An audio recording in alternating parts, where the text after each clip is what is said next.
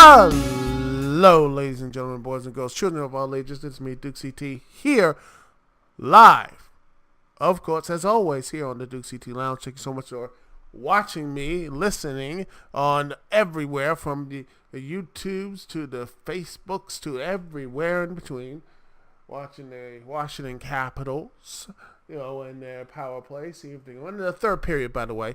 Hopefully this game will end up in a very positive position. Last time I was on Dukect Lounge, we had some, it was a good thing, it was a positive thing. They were crushing the opponents, but now they're only up, ladies and gentlemen, by only one goal, but they're on the power play. Here's hoping they can actually score one to make sure it is more of a easier road for victory. That's the hope.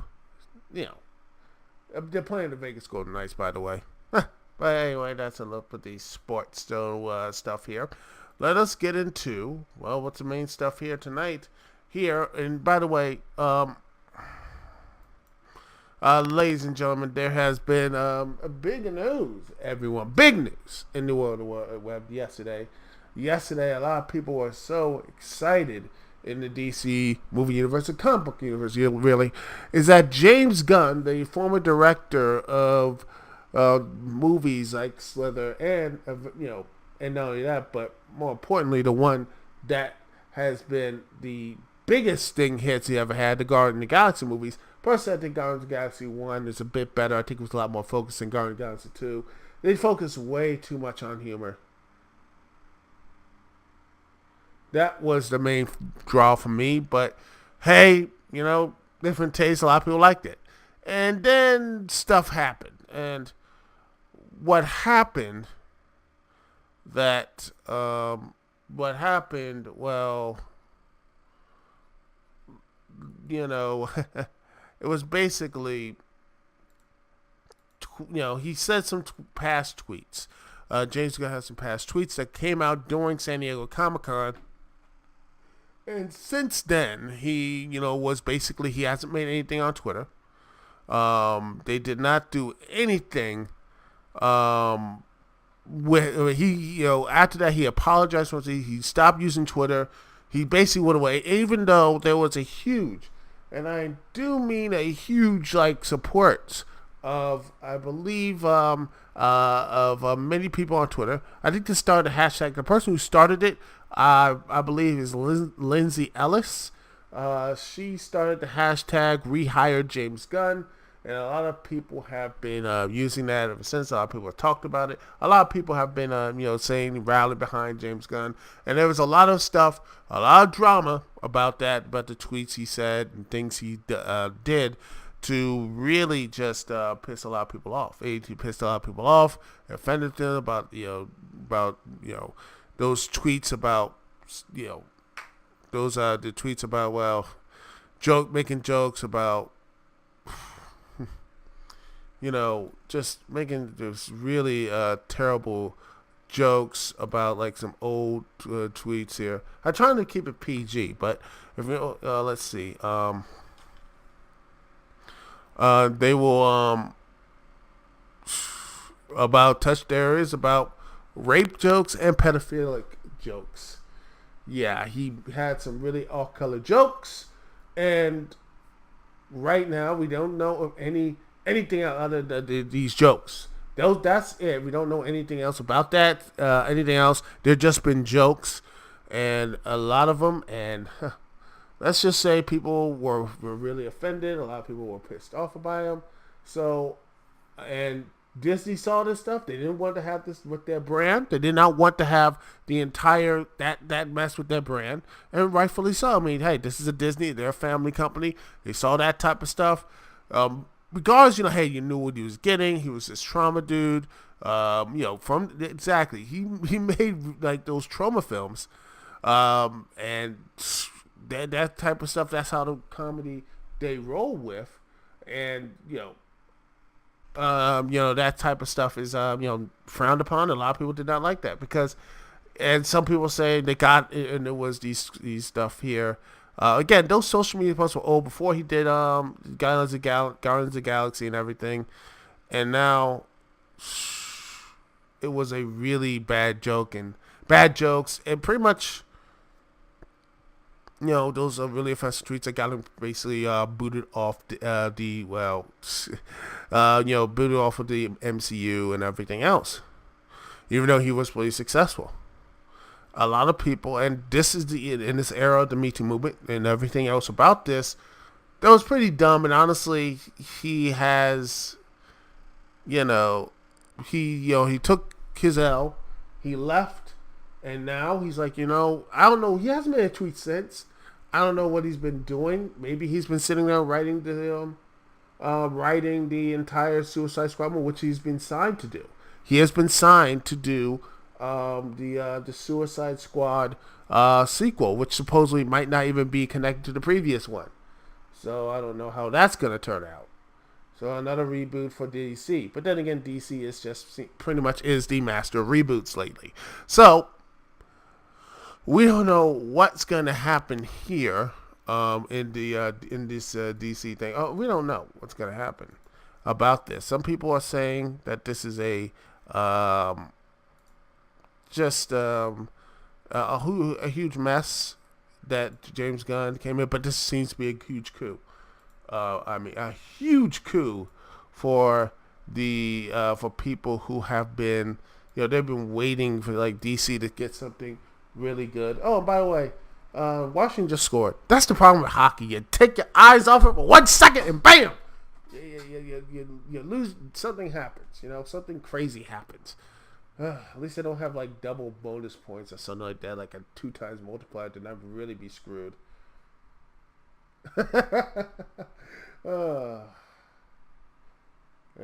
Yes, it was Nick Backstrom who scored.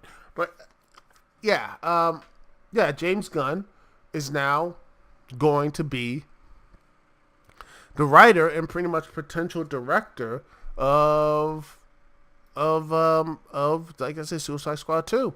And maybe that's what he's been doing. He's been sitting there. He's not been focusing on Twitter. He's been sitting down and writing this story. I don't know what type of stuff he's going to be writing because he is a talented writer.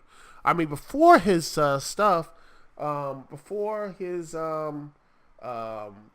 his stuff in Guardians of the Galaxy, I think Slither was really good. I liked his stuff in Slither.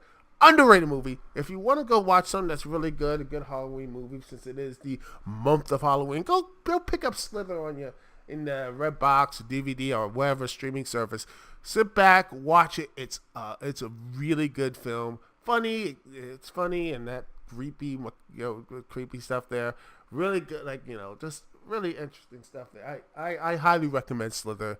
The comedy horror done right. So he is immensely talented. So if he has been sitting down being pretty much focused and pretty much as a writer and as with this, I think this could be something really special. And I didn't hate Suicide Squad 1. I think it was very jumbled, very messed up. That's what it was, a jumbled mess. But now it looks like it's going to be more cohesive. And if this is going to be a cohesive movie, I think it could be something really fascinating, very special. And I think it could be something that DC could have something over Marvel, is because you can have these type of detours from the family-friendly stuff, family-friendly to, more dangerous, more adult, more mature, more dangerous stuff that the Suicide Squad can,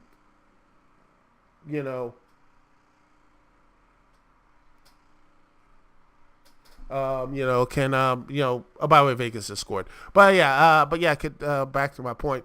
They could do these type of things with the movies and such.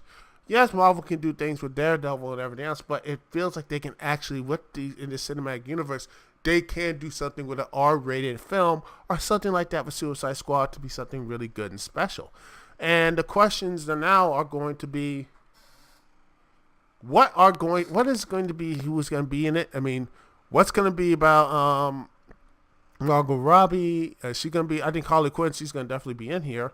But who knows? But heck, Batista, funny enough, Batista has been really exuberant because he's been on this thing day one. Day one, he's been talking about this stuff, and he's been very just talking big stuff, man. Didn't care. He let his you know, yeah, he like let his stuff just keep going and going and going. So that's what he's, that's what he does. He just, he said just, he's passionate about these people. Took like he thought James Gunn got a raw deal. I personally think he did. I think the way the whole thing situated and handled. But like I said, Disney, I think did make the right call at the time. I don't know if you want to go out there and rehire him because again, that was stuff here about the, again the pedophile and rape jokes and such. That was not a good look. Honestly, I think Disney should have called that stuff out. He should have personally. I don't know why those tweets were there, sitting there in that bag. I mean, why the hell would he just look at this stuff? He should have deleted those tweets when he was signed on. Let's keep it real. Let's keep it 100. He should have done that. But now it's over with. He's already deleted the tweets and everything else. But he's been But yeah, James Gunn has been. Again, put in this position. I think this is going to be a very positive thing. And I know some people are worried. I mean, I think I saw a Grace Randolph video about this subject, and she pretty much, I think she echoes some interesting points here, about how Middle America is going to go and look at these type of movies and such, since the James Gunn stuff was really beyond the pale. Some people like saying this stuff happened, and I'm like, yeah, but until there's actual legitimate issues or legitimate stuff in those, if he did any of those tweets or any of those Instagrams or blog posts or something like that, that leads up to doing those monstrous acts, he actually did something.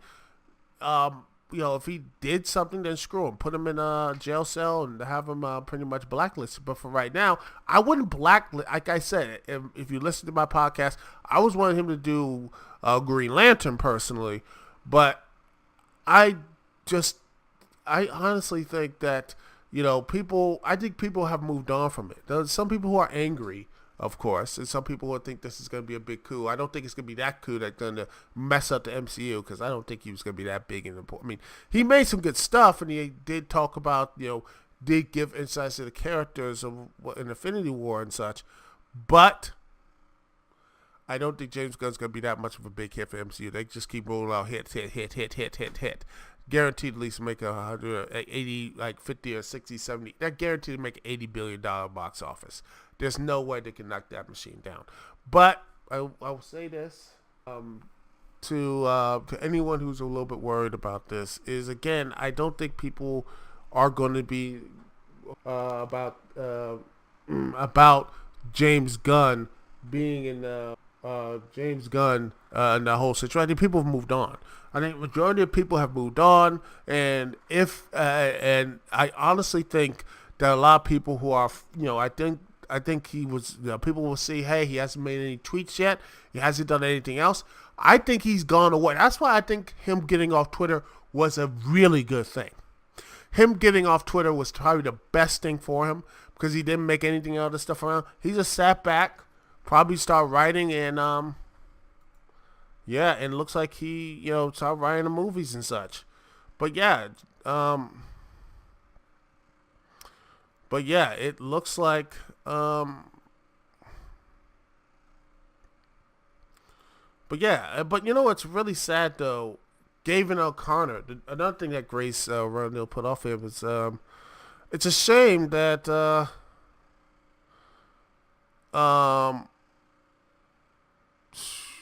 he's not going to be in about Suicide Squad 2, which is a shame, because it's a shame because the reason why, and here's another reason why they did put this in the reason why he was pretty much kicked off, is because the story was pretty much way too similar to the script by Christina Holson, Birds of Prey script. Yeah, it was way too close of a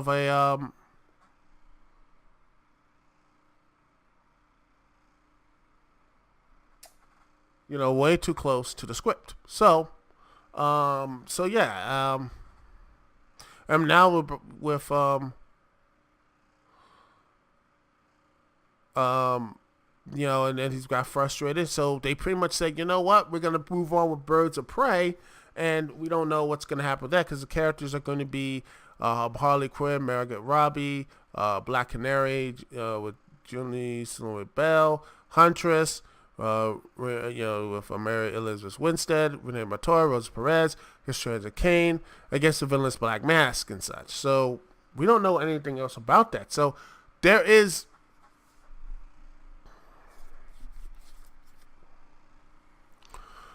So we don't know what's going to be in Suicide Squad 2. I don't think it's going to, because again, Suicide Squad did make a ton of money, and with this,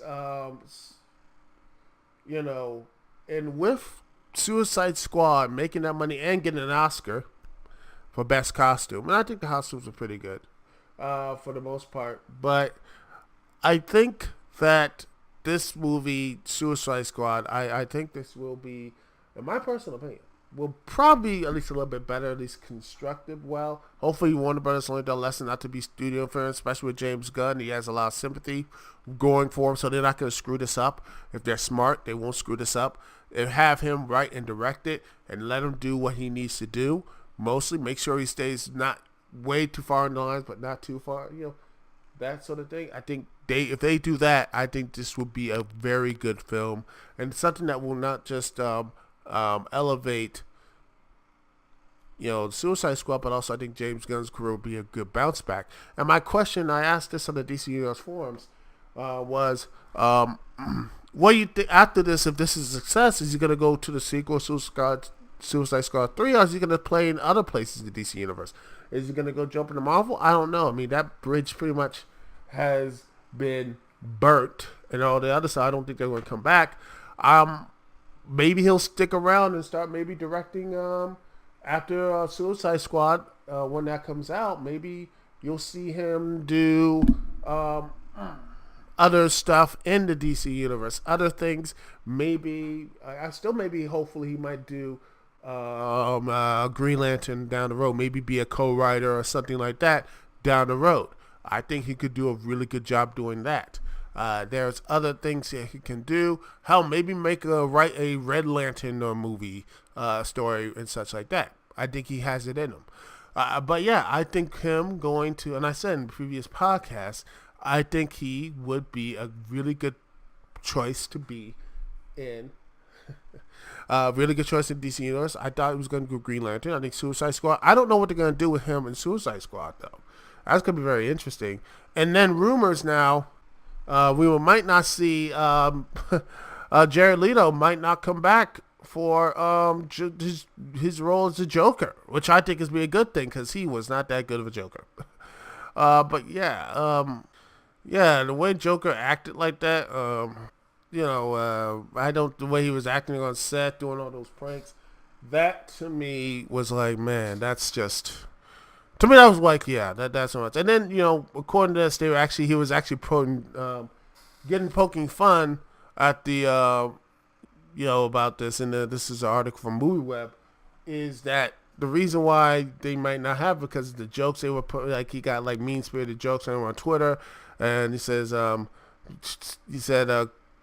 suit life of Cody Zach and the suit life of Jack and Zach Cody star Dylan Sprouse, who was poking fun at Jared Leto for trying to hook up with film models between the ages of 18 to 25. Gunn then replied to Sprouse's tweet saying he starts at 18 on the internet and implying that Leto tried to sleep with girls under the age of 18 and so on and so forth. And I thought the first time he made some stuff against Jared Leto and such. And he made marks basically saying that, tweets that he was like saying Jared Leto was pretty much in a, that marks of Jared Leto apparently being a pedophile on live video. Holy crap. I don't know what this was. I think the Caps just scored again. I got to see if they did. Looks like they did. If you get it. Oh, yeah, they did. dang it, I was focused, and then they keep scoring. That's the thing of hockey. It's not like football, football, baseball. You can just sit back and be like, okay, there's a calm period. Nope, they keep going, and they keep going and going and going and going. They don't stop. But yeah, this stuff was. They have really good beef and everything. But hopefully they'll squash it. Hopefully they will squash this stuff, and maybe they will. But I don't want Jared Leto anywhere near the Joker. So if he goes away and they'll find somebody else to play with, I'm like, awesome. Let's find someone else. And I guarantee you can find better people with Jokers. Like, change the damn design already. It looks like someone from, I'm like, that Joker looked like someone from Hot Topic from 2005 tried to be in the Joker, man. No, scratch that. He's like a 2008 terrible cosplay of the, he's like if a mixture of Hot Topic and, I don't know, let's see, maybe Hot Topic, Tumblr, and 4chan, like the mixiest of edginess and stupidity, mix it all together and you get this version of the Joker. Gosh, it doesn't look like Batman's nemesis. It looks like someone trying so hard on one of those like so cool atheists. If there was a God, he would beg me for forgiveness. That type of crap. I'm like, come on, man, get this dude out of here. Come on, man, I can't take him seriously. And his stupid laugh. I'm trying to sound like the Penguin. I'm like, that's the Penguin. That's not you. Like, oh gosh, man, talk about this. You know what? If they do get rid of him, just say the Joker got a little bit of plastic surgery. Screw it. Just get rid of Jared Leto. We don't need him anymore. I'm happy without Jared Leto. So, yeah. That'd be a good thing. So, yeah. Anyway, I think this will be something for the best the entirety. And I say entirety of the DC Universe, personally. As him going to Suicide Squad, and I don't know what his future is. I think it'll be movie success. I'm more worried about Aquaman because I want Aquaman to do well, but again, it's open next to Bumblebee. I don't know if it's like gonna be a good way. I hope they push that thing a little bit. Make it like I don't know, step up the release date. Just saying, because I wouldn't be surprised Transformers somehow wins because nostalgia, my friend, is a hard mistress to to stop. Because again, a lot of people seem to like those new designs, and yeah, I'm just saying if they were smart, they would move it up to December 14th. Move it up a week. Hey, Shane, you know what? The people want to see it. Let's move it up a couple of weeks. Yeah, December 14th or December 7th. That would be a very good thing. Come on. Hey, come on. Do it. That'd be great. Nobody 92. Some people will like that. Get the Aquaman a little bit early. Anyway, we're gonna take a small little break here. Next up, I will be reviewing the latest Lucha Underground episode. Hope you guys in the comments and all the people who follow this stuff will keep around and listen to follow me, Dukect T, when I review the latest Lucha Underground episode, Spiders and. Let's see, what is it again? Oh, yes. Spiders and Skeletons. We'll be right back right after this here live on the Dukect Lounge. Thank you so much for watching and listening to me, Dukect. Right back right after this.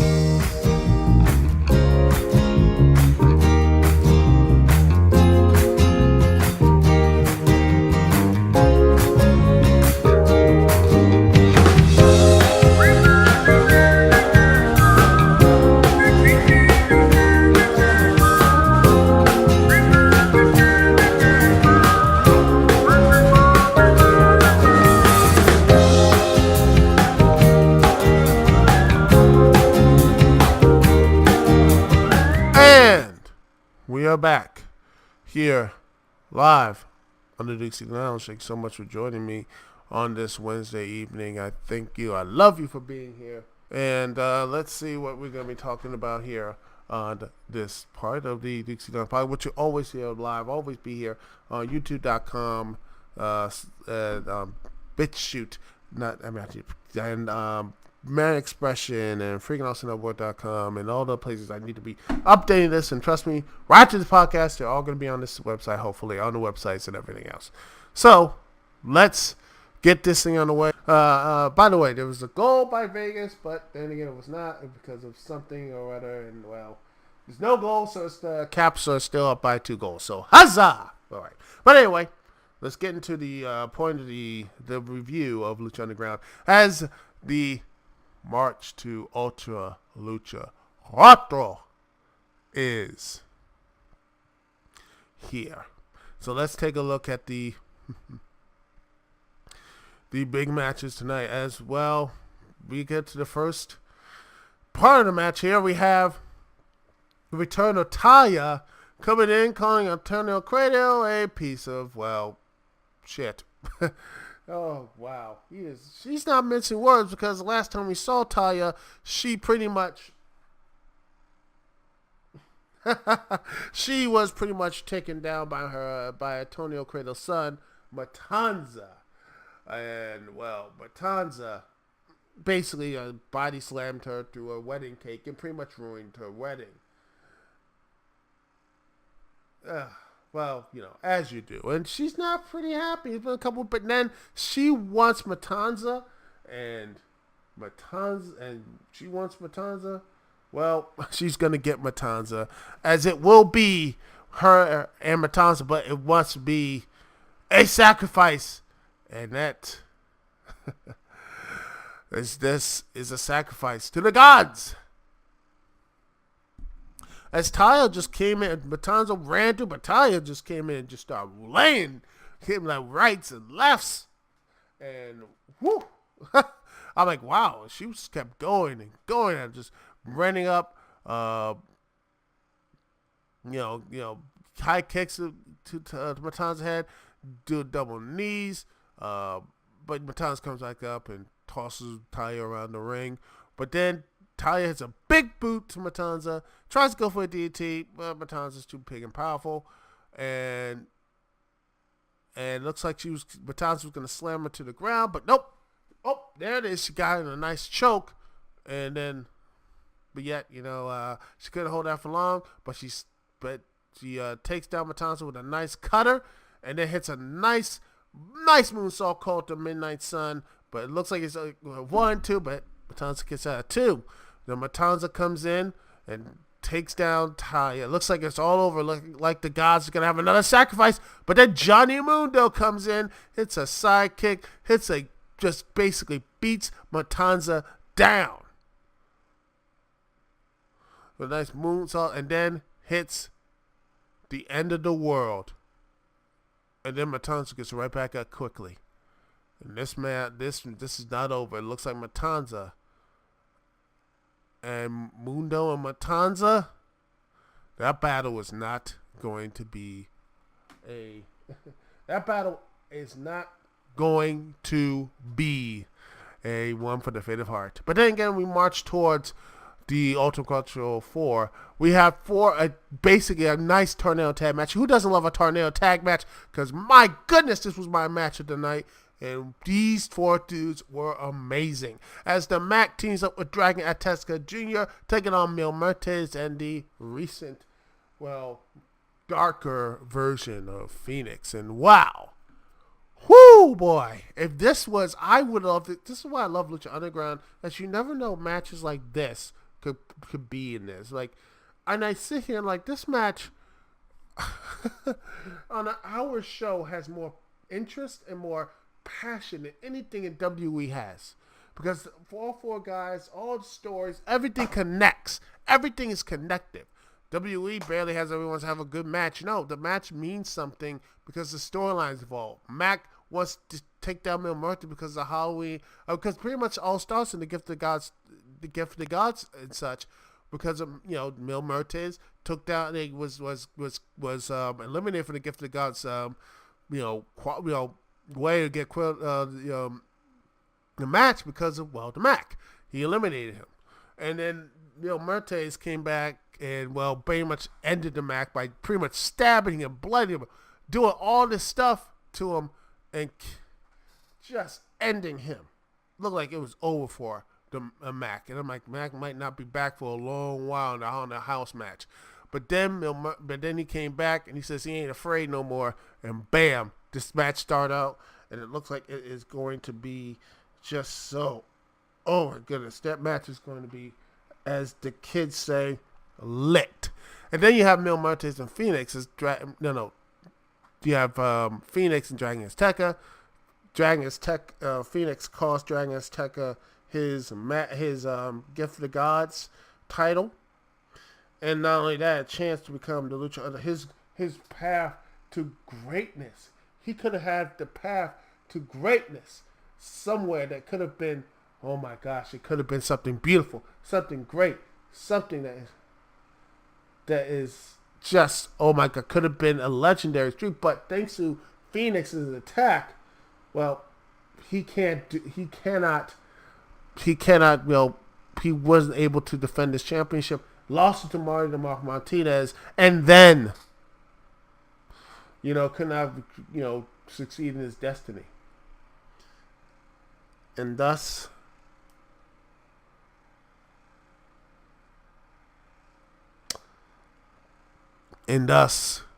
he is pissed at Phoenix. And at Ultima Lucha Quattro, there's going to be a 2 out of 3 falls match, and I can't wait to see Phoenix and Dragon Azteca tear the house down. And they tore the house down. In fact, both teams tore the house down.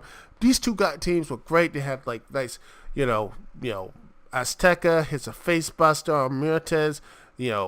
Takes Mac goes on. I love the fact he goes with Mac and shows that he is like limber as hell, and use like just it is like. He is limber as hell. He can do like head scissors and hurricanranas. Dude is amazing. I mean, seriously, the Mac is so amazing. He is so amazing. And dude should be Lucha Underground champion. And I hope he survives.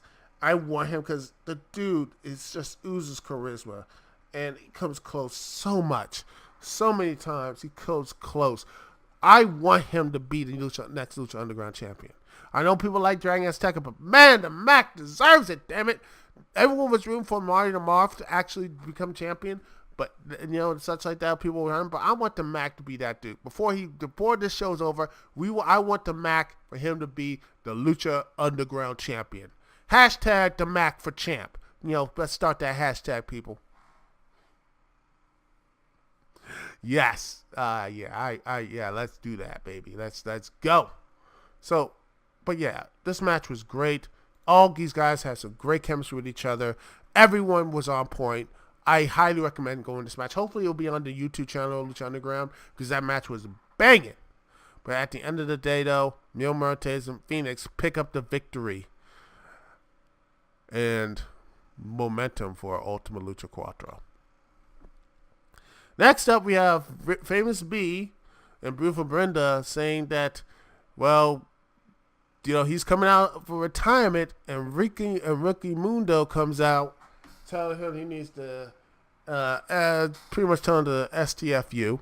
But yeah, he didn't use the move and such. But yeah, Famous B versus Ricky Mundo. This match was, well, squash match. Famous B hits a nice little kick, but at the end of the day, it's a Pele kick. But at the end of the day, Ricky wins, and he beats him down. And then Ricky Mundo pretty much admits that it was him who released Matanza to crash the wedding. And Ricky said that Talia is keeping Johnny Mundo from respecting him and challenges her to a match of Ultima Lucha Quattro. And then basically attacks Brenda going for the crossface. Yay! And then we get to our main event of the evening. Pentagon Dark takes on Reclusa. And this was a very out of the gate. You have Reclusa coming out, jumping into the ring, jumping out while Pentagon Dark was basically just going to the fans, that sort of stuff, and attacking them, going in quick. But at the end of the day, Pentagon was like way too quick and more darker Pentagon Dark was more insidious as he. Oh, Washington just scored again. Dang it! Let's see who scored here. Oshie, it was an empty netter. Oshie with the nice long hit, and so it's basically 5-2. And it's fourth goal of the season, everybody. That's my sports thing, anyway. But anyway, back to the true serious business of Lucha Underground.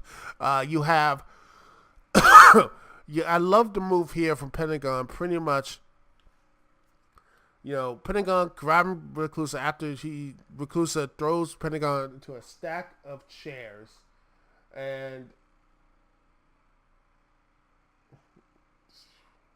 Ovechkin couldn't get it.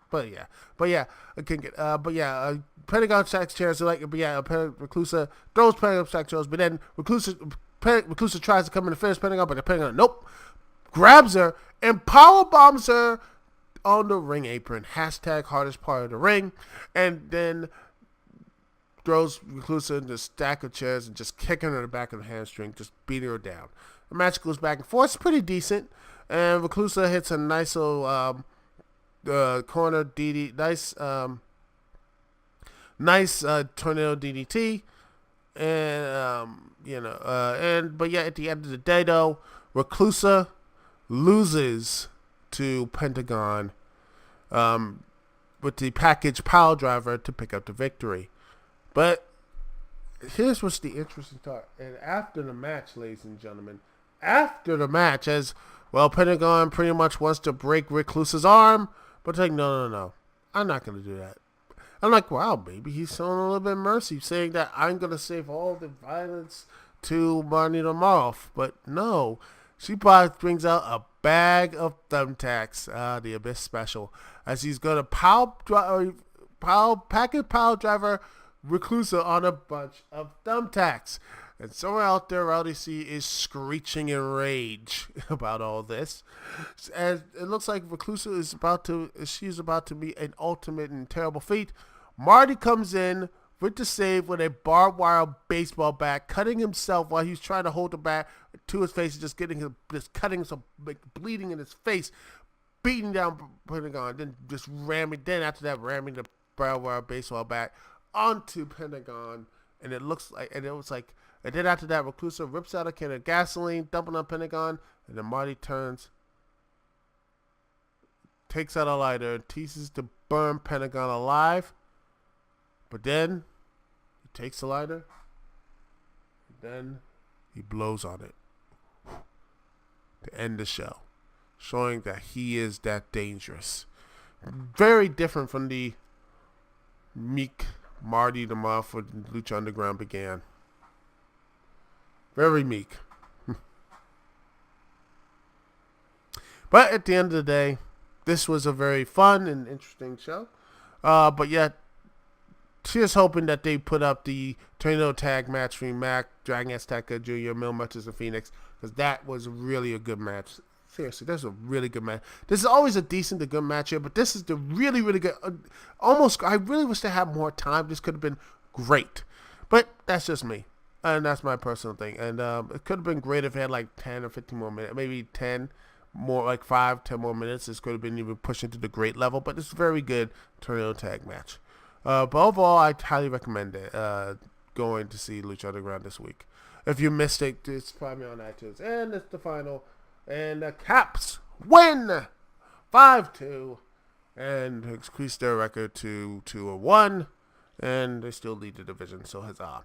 So anyway, that was the Caps game, and that was the Lucha Underground results. See, I am what you call a multitasker here on the Dukect Lounge. That's how I do things here, ladies and gentlemen. So with that being said, this is the Dukect Lounge, and it is over. Thank you so much for watching. Thanks for listening. This is Dukect here. Peace, love. See y'all when I see y'all later.